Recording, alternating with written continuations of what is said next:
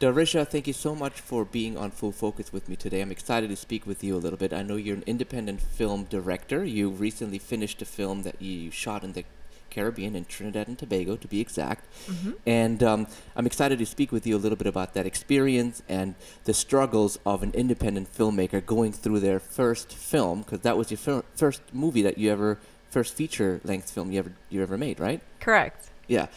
Before we go and dive into that experience, let's talk a little bit about yourself. What drew you to the business? What drew you to film, TV, the whole world? Well, first off, thank you so much for having me. And in terms of filmmaking, I guess I've always wanted to be a filmmaker since I was young. I used to watch a lot of movies growing up, of course on VHS. And I was inspired by a lot of films from the 80s and 90s. And Were you grew up in Trinidad or in the U.S.? I grew up in Trinidad. So you had access to, of course, all the Hollywood films there, and you're a big fan? I was a huge fan, but I mean, of course, we were on a tiny island, and in those days, it would be, months, sometimes years, to get the actual film to us, after it was released in the US. So a lot of films that maybe you would have watched up here, I wouldn't have seen for maybe like another year after it was released. Yeah. So you would hear the buzz, right, about certain films. Yeah, you'd hear it like on the MTVs, or you'd hear the buzz on the news channels, and you're waiting eagerly to watch it, until it came to the Caribbean. Yeah. So, and then how did you get started what was your first kind of gig, coming when you started working in the field? When I came to Miami, I went to magnet schools, and I did theater there, and I was always really intrigued because my mom was a reporter in Trinidad. And, I was really intrigued with the cameras and the lights and, everything that was happening behind the scenes. So that's when I decided, I want to direct. I want to be able to learn the equipment and, be able to create something. Eventually you were given a script, or just so that the listeners know, The Cutlass is a film it's a true story based on a teenage beach party gone wrong, where someone, did you get that? I didn't get it. Okay. A girl was kidnapped and taken into I'm so sorry. Darisha, I'm trying to explain what the film is about. I know, but the bug. It was in your face. Okay. Okay. Did you get it? No. Okay. It'll probably come back and you'll clap again in the middle of something I'm saying. But it's okay. We'll deal with it then. So The Cutlass is a film. It's about a young girl that gets kidnapped and is taken into the jungles of Trinidad, and it's a story of survival, of her getting away from her captor, and worried parents, and tell us a little bit more about how this whole thing came about. Like, how did you hear about the story? What intrigued you about the story? Why did you decide this is a film that I really want to make? Right. So Tennille Nawalo, she was the one who came to me with the story. She was studying theater, and I had just finished film school. And she came to me with the idea. She said, look, I have this story that, it's quite incredible. It's a really empowering female story, and it's someone that she knew that this had happened to. And I was really intrigued because, just the way everything unfolded, the strength behind this individual, and how she was able to keep herself composed throughout the whole ordeal, and work with, and sort of, they had like an interesting chemistry between her and her kidnapper, which I think really helped her survive the whole entire thing. The story was really incredible to begin with. It's a true story, and it happened to someone that, it could have happened to any one of us. It could have happened to me, it could have happened to any of my friends. And I thought it was really important to talk about because, it's about survival. It's about also telling the story from both sides. So we told it from the victim's perspective and from the kidnapper's perspective. So we were able to, even though he was the villain, we were able to understand why he might have done what he did, and it gave the audience a chance to empathize. So I thought it was really important. And it was actually the victim who was able to see that at the end. You know, she was able to bring that knowledge to us, that, you know, this was a horrible thing that happened to her. But at the same time, you know, he's human too. So that seems to be a pretty interesting endeavor, because you knew that most of this took place in the jungles of Trinidad. Yeah. So let's talk a little bit about how did you even approach starting the pre-production of a film like that? Where do you get, obviously you need money to be able to get anything going, even if it's an independent low budget film, right. You still need some funds. How were you able to raise these funds for the film? So it so happened that during that time, once the first couple of drafts of the script was completed, the Trinidad and Tobago Film Company, they were looking for projects. So they had sort of a competition where producers and screenwriters were able to submit their work, and we submitted our project, and we were one out of 3 to get selected for funding. So it was a grant. You got a grant? Yeah, we got a grant. There was a lot of in-kind work put towards it. So we got the whole entire post-production pretty much done for free. And I mean, when it comes to these projects like independent first one, you're going to have to work the deals sometimes too, because there just is no funding. But when people believe in a project and they really want to be a part of something, and there's a seriousness behind it and there's professionalism behind it, I think you can get people excited about wanting to be a part of something that may become something, you know, further along the way somewhere. That's exactly what happened with us. This film, we had done a proof of concept short, which was just one scene from it, and that got people really excited, especially the local filmmakers and potential investors. You know, they were really excited by the quality of work that we produced, and the acting, and these 2 characters were really engaging.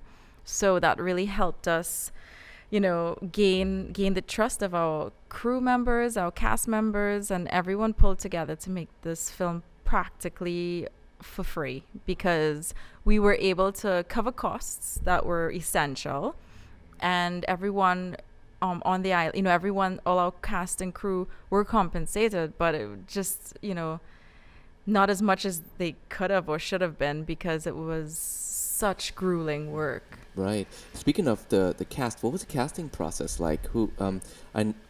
How did you go through this? How were you able to cast the actors and actresses you got in the film? And let me tell you, I mean, one thing I really noticed when I was watching it is it was an amazing performance from the main characters in this film, you know? Lisa is actually someone that I grew up with. So Lisa is the victim in the movie. Yes, and she plays Joanna, and she's fantastic. She's originally from Germany, and she grew up in Tobago. Her parents had a dive school, so she grew up, like, you know, diving off the coast of the island, and sort of, you know, in rugged terrain as well. So this film, she was in her element. So all those scenes where she was barefooted the whole entire time, and she was able to really put herself in the position of being in the jungle. Yeah, I mean, I remember watching when they were walking through the ravine and the rivers, and she was barefoot and freezing, and she was really shivering, you know. It felt real, you know. Yeah, she was amazing. And then Arnold is a celebrity on the island. He does so many different, you know, productions, whether it's stage, whether it's music, whether it's commercials. Who's movies. He play in the film? He's the villain. Yeah, and he was really intense. The biggest thing is, like, in real life, the kidnapper, he was really tiny, and he was able to bring this force with him, you know, to be able to break into a house. I don't want to give too much away, but to be able, this small person, to be able to scare big guys into submission, you know, to, you know, just on his presence. And Arnold was able to capture that. So mostly Trinidadian cast and crew you work with, right? Yeah, so that was really special, because over 80% of our cast and crew were from Trinidad. Our main key, like, above the line crew members. Our DP was from New York. Our editor was from Florida. And our AC, our first AC was from the States. Right. And what about the cast? And then we had an actor who played her dad. His name is Kirk Boltz. He was in Reservoir Dogs. You should remember him. He was the officer who got his air shot off. Yeah. How were you able to secure him? Does he have a Trinity background, or how did that come about? He's actually familiar with the island because he's done work through different organizations there, because he's also an acting coach. So he's done work with the local actors there as well. So we were able to cast him to play the dad. But, you know, we're all very proud of the project because low budget, local crew, everyone really brought their A game, and it just shows like we can do this. We can have an industry that produces really top-notch products. Trinidad, you mean? Yeah, I think the Caribbean on a whole, but Trinidad especially, because the government has really been backing us as filmmakers, which is really important. We have incentive programs, and we have the education. So like the university, University of West Indies in Trinidad, they have a huge film program, and it's free. Oh, so wow. yeah, That's so great. there are a lot of filmmakers coming out. What's the state of filmmaking in Trinidad today? I mean, what do you think the potential is there for development there? As I said, like between the cast, like between having trained actors and having trained crew members, it's really impressive because we have great DPs. We have great technical departments, like the grip departments and hair and makeup, all the way, especially when it comes to like wardrobe and design, because we are a carnival country, and when it comes to like designing anything, we're really, really good at it. Yeah. So, and what I love when I was watching, it's just the scenics of it. Like it looks beautiful. It's very mountainous. I mean, you had just beautiful shots. I mean, what was it like to wake up in that environment every day? How many days were you shooting? So we shot for 18 days. Right. 18 consecutive days? 18 consecutive. Well, no, they weren't consecutive. We shot for 18 days, and then we shot for like 3 days, but that was with a skeleton crew. Right. Also 18 days with like a full crew. We had a couple days off here and there, not many. The biggest concern was weather, because we're a dry island or a rainy season island. So, and we were in the mountains. So we were in the hills, and if there was a downpour, we would have been stuck, and there would have been landslides, and we would have been a mess. But that didn't happen. It didn't happen. We got really, really lucky. Yeah. And what was it like waking up every morning? I mean, what kind of accommodations did you have them on a low budget? You have local crew, so how were they staying at a hotel with you all? Were they arriving? Like, how did the logistics of that work out? Right. We were only able to secure accommodations for a couple nights. And it was really grueling for a lot of the crew members, because some of them live on the other side of the island, and they have to travel, like, take bus or taxi, and it might take them like 3 hours in traffic just to get to our location for call time for like 5 a.m. Oh, 5 a.m. call time? Yeah, it was really grueling for some people. I mean, I had to drive as well because I was, a new mom. So I couldn't stay on location. I had to drive back and forth from my mom's house. Oh, you're staying with your mom? Yeah, from town all the way to the bush, up into the hills. Right. And I had to go home because I was a new mom and I was still nursing. Oh, wow. So, okay. Yeah. That sounds like you had a lot of things going on while you were filming. Oh, yeah. I mean, on your mind, too, no? Yeah, being a new mom and all? Yeah, so I was a new mom, and yeah, it was a lot on my mind. I mean, I think that being a mom really helped me focus, though, and really get this done and put my all into it, because you're already functioning without sleep, so you get accustomed to that. You get accustomed to sleepless nights, and I just try to get every opportunity to be able to work on my shot list for the next day, right? And yeah, it was tough because I hadn't been away from my kid for, since I had him. So being away from him for so many days, on and off, was really challenging. But I had good support. So yeah, I can imagine. Well, I mean, besides that, I mean, what were some of the biggest challenges that you were facing out there in the jungles of Trinidad filming this? Oh wow, there were many logistical challenges. The first one was when I arrived on the island, and we had like a couple weeks of pre-production. During that time, the shed was supposed to be being built, and we had picked a location. And remember, I had done all my pre-production from basically Skype. So I was up in South Florida, and my producers in Trinidad were sending me pictures and videos and casting reels for people. And that's how I was making my decisions. I wasn't physically there. So when I physically got there, it was, there were a couple of things that we had to like kind of put fires out, and one was the shed. So the shed is a shed that you guys were building for a specific scene in the film? Mm-hmm. Okay. Very important scenes. That's where she's kept. Okay. She's kept in the shed. In the shed, yeah.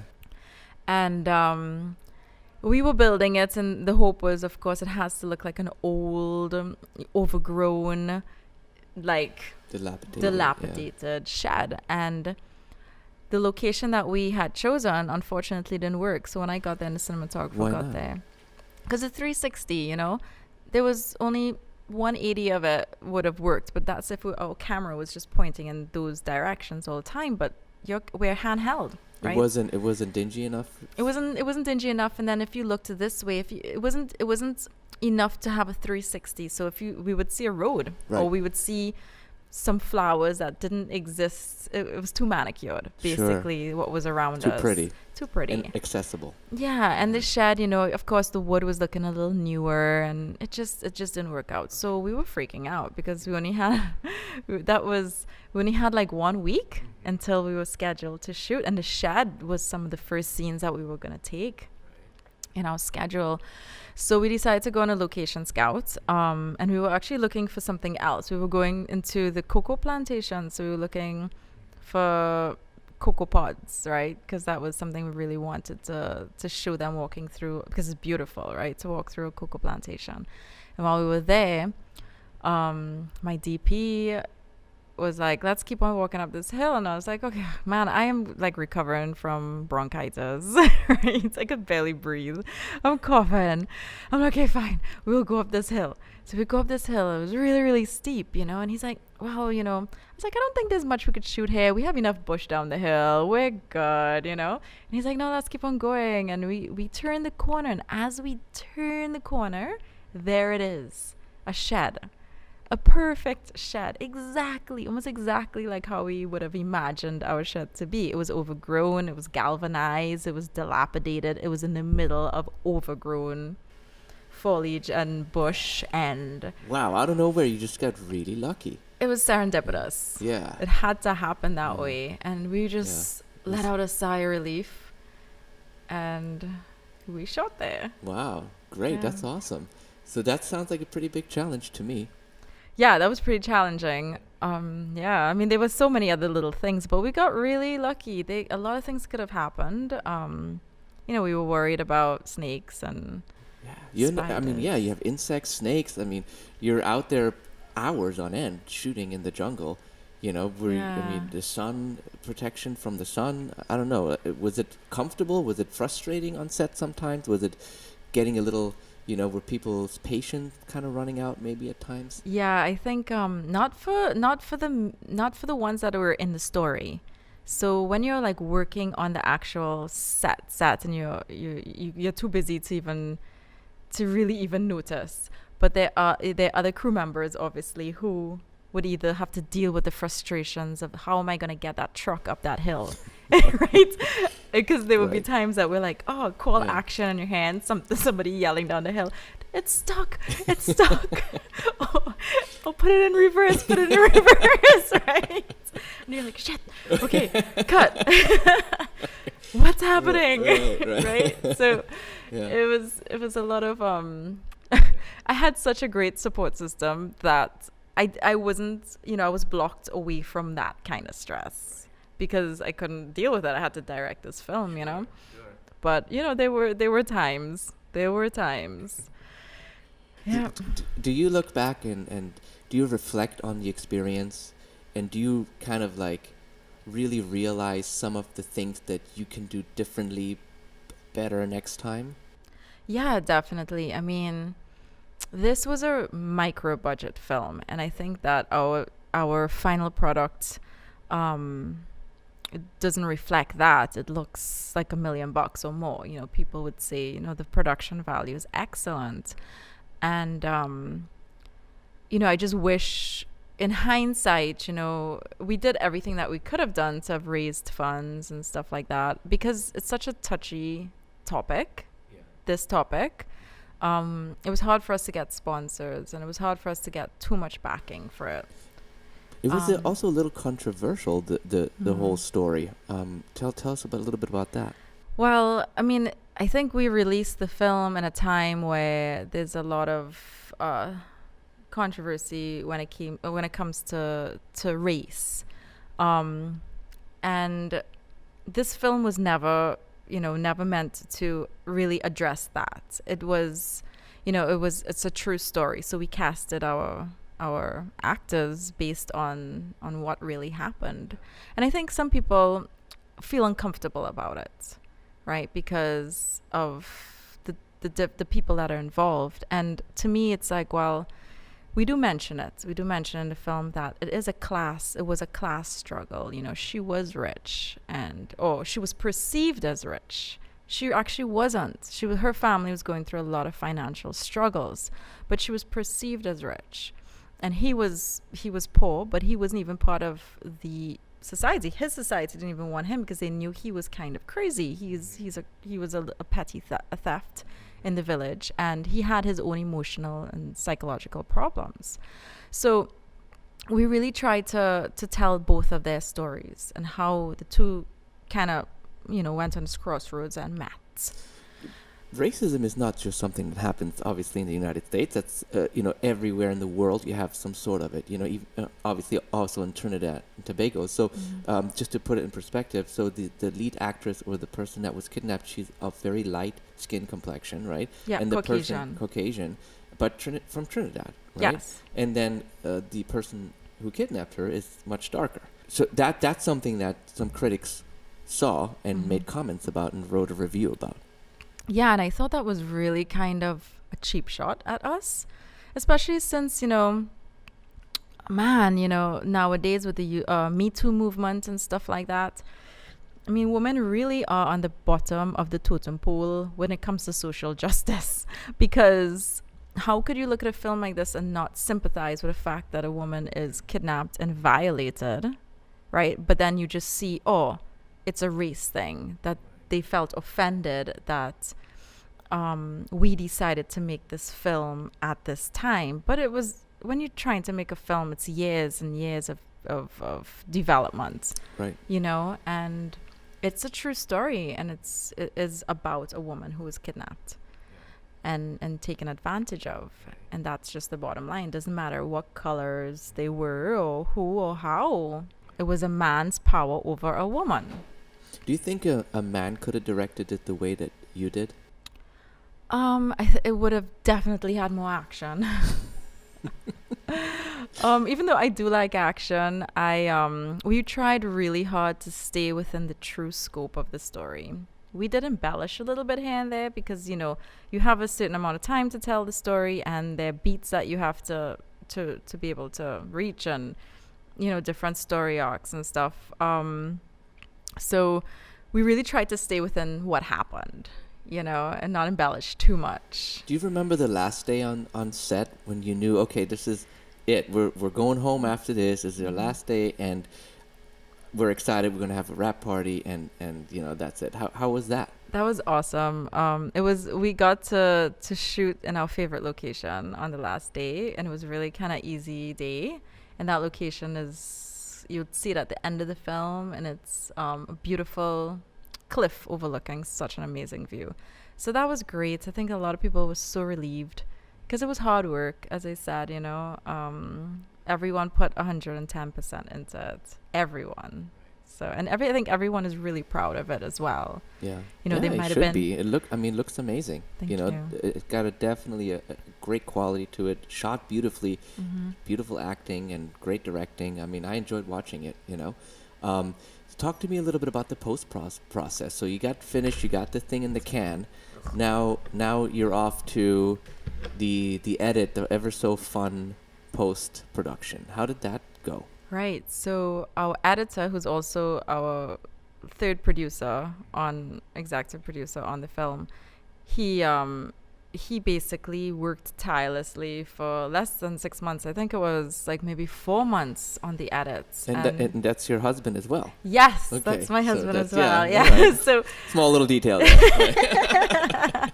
Right. Okay, so the editor, my husband. Right, okay, wait. The editor, my husband, right? All right, let's start this over. Oh, okay. Yeah, let's start it over. Okay. So the post Fuck. Yeah, definitely need a sip after that one. Take the whole thing. That's blackmail. You're gonna take it and send it to him. Yeah, Darisha does see not it. mention. Yeah. No, not the bloopers. Keep going. All right. So Yes. your husband, the editor, how did that go? Okay, so the post-production process, my husband, who's another producer and is also the editor of the film, and he also did the drone photography.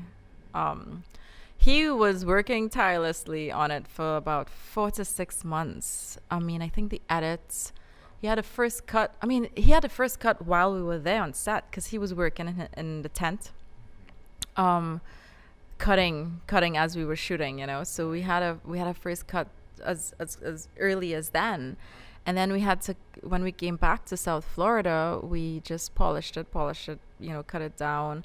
There was so many decisions that we had to make. It was so painful because, you know, in the editing process, you're just rewriting the story. There were a lot of scenes that we did not get because of timing, logistics, shit happens. So yeah, we had to rewrite scenes. We had to incorporate some voiceover that wasn't originally planned. And I think that helped the story a bit. And yeah, the editing process was basically not full time. So it was a part-time process, because all of us had to come back to work. And we're doing this thing at the side after hours. So what about the sound? Did you have to record sound in post? How did that work? No, all the sound was beautifully recorded on set. So our sound engineer on set was amazing. And we didn't have to do any Foley or anything like that. We really got, the sound was really, really captured well. And you know, Trinidadian sound man named Cedric. I don't think you need to put all that because I can't remember his last name. Ugh. I don't remember last names. I'm really bad at that. So Cedric, the sound guy.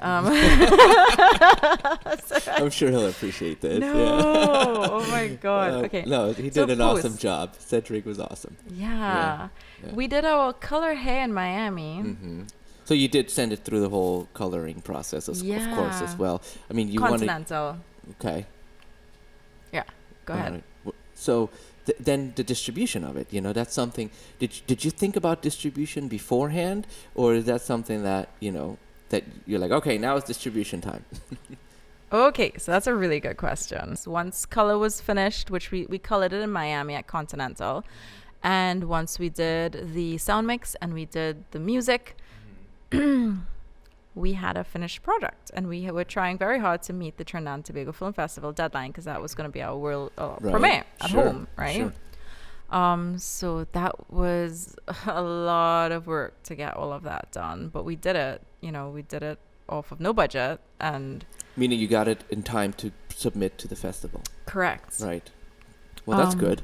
That was really good. Right. So we didn't have time to think about distribution, to think about publicists, to think about any of that stuff because we were just really trying hard to finish the movie. So once you release it, it's like, well, what's next? Okay, festivals. We didn't get into a lot of festivals we had hoped we would have gotten into, but we did get into a handful that were pretty good. Right.